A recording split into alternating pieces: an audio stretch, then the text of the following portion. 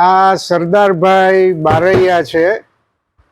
તમે ગોધરાથી દાહોદ આવો એટલે દાહોદ હાઈવે ઉપર ઇન્દોર હાઈવે જે જાય છે ત્યાં એક સહજ નામની સંસ્થા છે અને એ જબીનબેન જાંબુ ઘોડાવાળા ને વિજયભાઈ ચલાવે છે ઘણા સમયથી. અને ખાસ કરીને બહેનો આર્થિક રીતે નિર્ભર બને એ માટે એ લોકો બહુ વર્ષોથી કામ કરે છે. પણ એમાં આ સરદારભાઈ છે એ બ્લોક પ્રિન્ટિંગના માસ્ટર છે. સરદારભાઈ, તમારું ગામ કયું બાજુમાં? ઉમરપુર, ઉમરપુર, સિંગવડ તાલુકો. ઓકે. અને તમે આ સહજ સંસ્થા સાથે કઈ રીતે જોડાયા?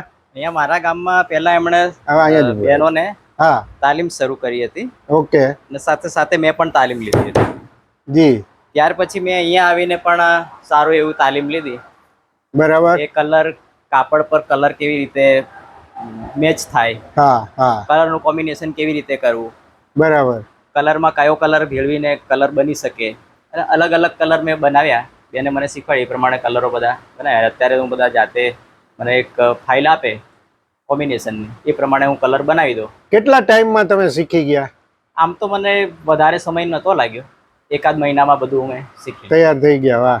ત્યાર પછી મેં બધું સાડીઓ છે, બેગો છે, કુશન કવરમાં સ્કાર્ફ, અલગ અલગ બધું દુપટ્ટા, દુપટ્ટા, સ્ટોલ, આ બધામાં પ્રિન્ટ કરતા. પછી છૂટી ડિઝાઇનો, એ ડિઝાઇન કર્યા પછી ફ્લાવર છે, પત્તાઓ છે, વેલ છે, એમાં પ્રિન્ટ કરીએ અને બેનો એમાં ટાંકા વર્ક કરે.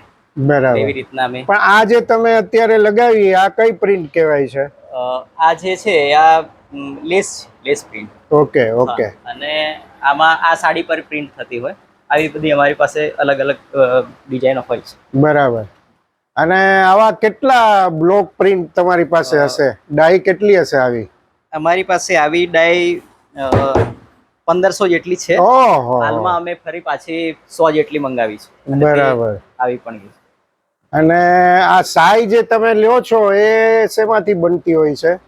જી, આ કલર, હા, કલર છે એ છે ને, એક તો પિગમેન્ટ કલર.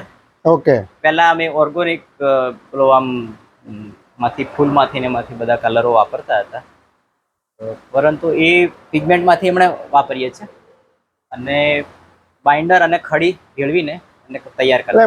મોટા ભાગે નેચરલ કલર હોય. હા, નેચરલ કલર. બરાબર. એ અત્યારે અમે એ પ્રમાણે. ઓકે. અને તમે કેટલું કામ કરી લો અહીંયા? કેટલો સમય હો છો તમે? રોજ અપડાઉન પણ કરો છો ને ગામથી? હા, અમારો ટાઈમ 9 વાગ્યાથી 5 વાગ્યા સુધીનો. Okay okay. તો મહિને કેટલી રોજગારી મળી જાય સરદારભાઈ? તો મળે જ છે રોજગારી. હા, ઓકે. આમ મને અત્યારે મહિનામાં 15,000 રૂપિયા આપે છે. વાહ વાહ ભાઈ વાહ, બહુ સરસ. કેવું પડે. અને આ માની લ્યો કે આ એક પટ્ટો અત્યારે આને શું સ્ટોલ કયો છો તમે? શું કયો? હા, આ જે છે આ સ્ટોલ નથી, આ કાપડ છે. એમાંથી પીસ કરીને ઓકે, અલગ અલગ કામમાં વાપરી શકાય. વાપરી શકાય. બરાબર. વાહ ભાઈ વાહ, બહુ સરસ. અને બીજું શું શું તમને આવડે છે અહીંયા? બીજું શું કામ કરતા હો છો? બીજું હું અહીંયા જે ચાલતું રહેલું જે ફેબ્રિકનું કામ છે, કાપડનું કામ, એમાં બહેનોને આપવા માટે સિલાઈ માટેના પટ્ટા કટિંગ કરીએ છીએ. ઓકે. અને અરે વાહ, પટ્ટા કટિંગ કરીને આપીએ છીએ. બરાબર. હા, બહુ સરસ. પણ તમારે તો થોડી ખેતીવાડી પણ છે? હા, ખેતીવાડી પણ છે. કેટલી જમીન છે? એમ 6 વીઘા જેટલી જમીન છે. ઓકે. અને શું વાવો છો એમાં? એમાં અત્યારે આ સિઝનમાં અમે મકાઈ વાવીએ છીએ, ડાંગર વાવીએ છીએ. ઓકે. અને જે અત્યારે જે લેટમાં ચાલી રહ્યું છે એ ઝીણી ખેતી, નાગલી, નાગલી, હા, કરીએ છીએ. બરાબર. શાકભાજી પણ અલગ અલગ પ્રકારની ઉનાળાની સિઝનમાં ભીંડા છે. તો પછી અહીંયા જોડાવાનું શું કારણ? ખેતી કેમ નથી કરતા પૂરેપૂરી ખેતીમાંથી પૂરું જે જીવન ચાલી રહ્યું નથી, તેથી આ કરવું પડે છે. એ બધું સિઝન પ્રમાણે અને ઘરના વ્યક્તિઓ પણ કરી લેતા હોય છે. બરાબર. તમારા પરિવારમાં કોણ કોણ છે? મારા મમ્મી પપ્પા છે, અને મારા ઘરેથી મારી ઘરવાળી છે, અને છોકરો પણ છે, અને એની વહુ પણ છે. અરે વાહ, ક્યા બાત હે. તો બધા ખેતીમાં કામ કરે છે કે અહીંયા પણ સહજમાં પણ જોડાયેલા છે? ના, એ ખેતીનું કામ કરે છે અને પશુપાલનનું પણ ઓકે ઓકે ઓકે, કામ કરે છે. બરાબર. તમને શેમાં વધારે મજા આવે, ખેતીમાં કે આ બ્લોક પ્રિન્ટિંગમાં? આમ તો ખેતીમાં પણ મજા આવે છે અને આ પહેલેથી આ ડ્રોઈંગનું ને એવું તમે તો 10 પાસ છો ને ખાલી, એનાથી આગળ ભણ્યા નથી? ના, નથી. વાહ. પહેલેથી આવું કઈ ચિત્રકામ કરવાની ને એવું બધો શોખ હતો ઓકે. અને એટલે આમાં વધારે ઇન્ટરેસ્ટ થયો. પણ આ સહજ સંસ્થા વિશે તમે કયો, જબીનબેન ને વિજયભાઈ નું જે રીતે કામ ચાલી રહ્યું છે આટલા વર્ષોથી, હા, એના વિશે શું કહો તમે? બસ એ તો એમનું તો એવું છે કે અહીંયા બહેનોને જી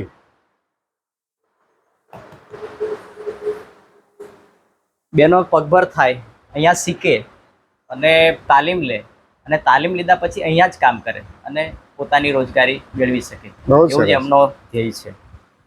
પણ આ બહુ મહત્વની વાત છે કે આ બ્લોક પ્રિન્ટિંગની કળા હવે એ લુપ્ત થતી જાય છે. ગુજરાતમાં બહુ ઓછી જગ્યાએ આ કામ થાય છે અને આની ડાય પણ બહુ ઓછી જગ્યાએ બને છે. એટલે આવી કળાને સહજ સંસ્થા સાચવે છે ને આવા સરદાર બારૈયા જેવા લોકો, કલાકારો તૈયાર પણ અહીંયા થાય છે.